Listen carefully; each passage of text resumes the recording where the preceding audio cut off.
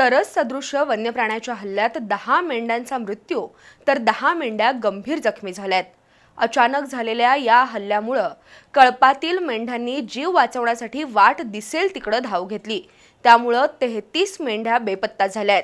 ही घटना कोल्हापुरातील जावडेकर रेसिडेन्सी परिसरातील पोवार मळ्यात घडली। वन्य प्राण्याच्या हल्ल्यात आनंदा वावरे आणि नितीन वावरे या मेंढपाळांचं सुमारे 5 लाख रुपयांचं नुकसान झालंय।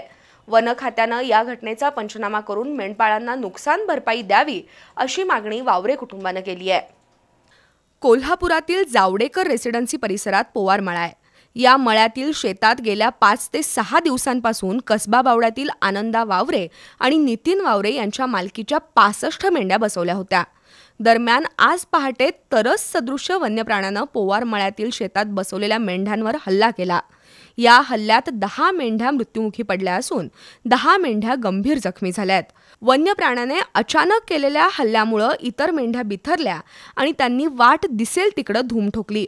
सकाळी वावरे बंधू पोवार मळ्यात गेले त्यावेळी त्यांना 10 मेंढ्या मृत्युमुखी पडल्याचं आढळलं, तर घटनास्थळी 10 मेंढ्या वेदनेनं तडफडत असल्याचं दिसलं।